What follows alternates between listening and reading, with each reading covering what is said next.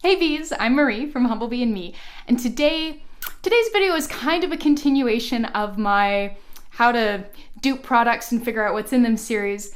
I was thinking I wanted to do a video on how to figure out how much of everything to use, and realized that that was going to be a very difficult video to make without examples, but then once I started to incorporate examples, if I had examples of a bunch of different things, it was going to be a crazy long video. So I thought, maybe this is the point where we break out and start looking at individual products and start talking about what's in them and what you would sort of choose to use of each ingredient and kind of go from there and create our own version. So today's video is going to be taking a look at a Lush product that we're going to be creating our own version of.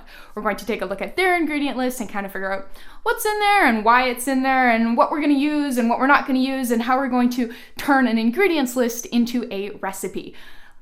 Later this week, we'll have the recipe and we'll have the DIY video for the final product. So come on, let's get started. Before you dive too deep into the ingredients list of this product you're trying to dupe, take a look at the product. What is it? I mean, a lot of the time when I do this, I don't actually have access to the product itself, so I'll go look at YouTube videos to try to get a feel for, how easily does the person scoop it out? And, what's the melting point and how does it spread? But even more importantly, what is it? Is it a lotion? Is it a balm? Is it a mist? Is it a toner? And that starts to give you a pretty good idea for what your ratios are going to be. If you see the first ingredient is water, which happens a lot, there's a very big difference between how much water there'll be if it's a lotion versus if it's like a facial mist. If it's a facial mist, it's probably like 95% water, but if it's a lotion, it's probably closer to 70 to 75%. So what is the product? In this case, it's a lotion. It's like a thick, creamy lotion. They call it a body conditioner. So we know that we're going to be dealing with ratios fairly similar to that of other lotion recipes we've seen. So that's a great place to start. So now let's take a look at the ingredients list. So here's the ingredients list for the product that we are looking at. It's a pretty good looking ingredients list. So if you watched any of the other videos in this series, one of the first things that we're going to do is we're going to try to find that 1% line, because that starts to give us an idea of where the big ingredients sort of sit and where the less used ingredients kind of start. So water, that's not the 1% line. Glycerin, okay, well this starts to get a little bit weird. I personally wouldn't use glycerin at more than 3 to maybe 5% because it does start to get sticky. But as a second ingredient, that doesn't make a lot of sense. So I think I'm going to assume that they're using a lot more glycerin than I typically would. So we'll hop over to almond oil. That's a thing that you can use a lot of. And given that we know that this is a lotion, there's probably a decent amount of almond oil in there, but probably not more than 10%, given that further down the ingredients list, we do find other oils and butters. And then cypress oil. Okay, so this is an essential oil. Now I'm kind of going, meh, because essential oils are typically not used at more than 1-ish%, especially when there's a bunch of other ones. And in this case, there is. So could this be our 1% line? Maybe. Up next is Brazil oil, which is made from the Brazil nut, so it's another nut oil, and so there could probably be up to 10% in there, but given that it's after cypress oil, I highly doubt it. And then now we're hitting vanilla absolute. Again, this is another fragrance ingredient. I wouldn't expect there to be much more than maybe 1% of this in here. So again, I'm kind of confused because right after that we have shea butter, which is something that typically, again, I would think that you would use more of. All right, stearic acid. So this is being used in combination with the triethanolamine as our emulsifier. It will also be a bit of a thickener. There's our argan oil, the thing that this product is being for. Judging by where it is, there's sure not a lot of it in there. We have cupuacu butter. This is this lovely butter related to cocoa butter, and it just feels so almost silicone-y on the skin. It's gorgeous. I can't recommend it enough. It's one of the few butters that I carry around just in my purse in a little tin, and I'll just apply straight to my skin as is. It's beautiful. And then we have fragrance. Okay, at this point in time, I feel like between the fragrance and the triethanolamine as our next ingredient, we have to have hit the 1% line by now. So looking at everything after that, cocoa butter, it's why is that even in there if there's less than 1% of it, really? Goji berry juice, I have a very hard time believing that that's doing anything other than looking good on the label after 1%. Rose absolute, yep, small amount of that makes sense, smells fantastic, super expensive, ditto to the rose oil and the geranium oil and the lemon oil. The limonene is just a component of the lemon oil, the cetyl alcohol, that's going to be another sort of thickener and emulsifier. And then those remaining ingredients are all constituents of essential oils, and then the last two, the parabens, are our preservatives. Okay. So the first thing that we're going to do is we're going to break down this recipe into sort of chunks. So we have our water part, our oil part, our emulsifiers, our fragrance, and our preservative. So in our water part, water and glycerin. That was pretty easy. Oil part, that's the almond oil, the Brazil oil, the shea butter, the argan oil, the cupuacu butter, and the cocoa butter. For fragrance, we have the cypress oil, the vanilla absolute, the fragrance, the rose absolute, the rose oil, the geranium oil, and the lemon oil. The emulsifier is our stearic acid and our triethanolamine, and then we have sort of our scent constituents, which aren't individual ingredients. Those are just being called out from being constituents of the essential oils, and then we have our preservatives, the parabens. So those are our categories. Let's take a look at them. We'll start with our water part, which is simply water and glycerin. That's pretty easy. So we'll come back to the water because usually water is our top-up ingredient, though we will keep in mind that we do want it to be probably at least 70% in this recipe. And then glycerin, I don't know why it's second on their ingredient list. I don't really like that much glycerin stuff because it gets to be pretty sticky, so we're gonna call glycerin 2%. Let's take a look at our oil part next. So the original used quite a lot of oils, and I thought I would trim that down a little bit. I don't have Brazil nut oil, so that got the boot. Replace it with some more almond oil, but if you wanted to use more argan oil sort of instead, you could completely do that as well.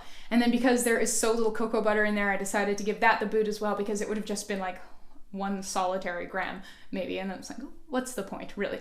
So we are going to start with almond oil. It's the first oil in the ingredients list, so most of that, 8% almond oil. Then we'll move down to 5% shea butter, and we'll do 3% of argan, and each argan and the cupuacu butter. Now, if you wanted to make this a posher lotion and you're like, hey, I'm making this for me, I love argan oil, and go ahead. You can use all argan oil instead of almond oil, so that would be a total of 11% of just the liquid oil there for argan oil, and that's pretty groovy. If you don't have cupuacu butter, you can use mango butter instead, or you can just use more shea butter. So if you just want to make this a 2 oil/butter lotion, you can completely do that too. It's the beauty of DIY.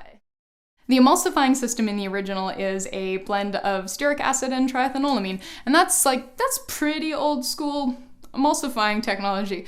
So I figured we would up the game a little bit and we would use some BTMS 50s. We're going to use that at 5%, which is an appropriate amount for this amount of oils in this amount of water, which is pretty sweet. For fragrance, so the star note of this, fragrance rise in the name, is roses. And so instead of using rose absolute and rose oil, I don't even have rose oil, that stuff is like $100 a teaspoon, we are going to use rose hydrosol instead. So I found that at about 20%, a really good rose hydrosol is just amazing. So we're going to throw 20% rose hydrosol in there. That's going to come off sort of the top up percentage of the water. So previously it would have been maybe like 70% water, and now we're sort of hopping down to like 50-ish% water because 20% of that is now rose water. Ooh. The rest of the essential oils. So we have cypress, essential oil, vanilla absolute, and then we have geranium and lemon. So instead of lemon, we're going to be using litsea cubeba. Litsea cubeba is citrusy, but it is not photosensitizing, so yes. Now, I have tweaked the order of these essential oils a bit because I do want it to smell nice. I wanted to like the way that it smelled, so I didn't want to sort of stick religiously to the order that these essential oils appear on the list. You are, of course, more than welcome to tweak as desired, but I didn't stick to 100% the order that you're going to see on the ingredients list. This blend is mostly vanilla and litsea cubeba, and then cypress with just a titch of geranium, because I find personally geranium to be very sweet. The rose, of course, is also a very lovely, round, sweet top note, but it's hard to sort of say exactly how much rose there is in there compared to everything else, because of course we use 20%, but it's a significantly less potent scent vehicle delivery system than the essential oils are. Now all that's left is our preservative. Instead of using a blend of parabens, we're simply going to use the pretty much foolproof liquid germall plus at 0.5%. And that's all of our ingredients. So let's take a look at how this recipe turned out. So we'll start with water, but we'll leave that as it is until we've gone through everything else. Then there's 20% rose water, 2% vegetable glycerin. There's our water part. Move on to the oils. We have 8% almond oil, 5% shea butter, 3% argan oil, and 3% cupuacu butter. Then we have our emulsifier, 5% BTMS 50. We have our fragrance, which is about 1.5% by weight, give or take. I've provided the amounts in both weight and drops in the recipe so you can do whatever your scale will accommodate, pretty much. And then we have our 0.5% of liquid germall plus. So all that sort of leaves for us is the water, which ends up being 52% to make that 100%.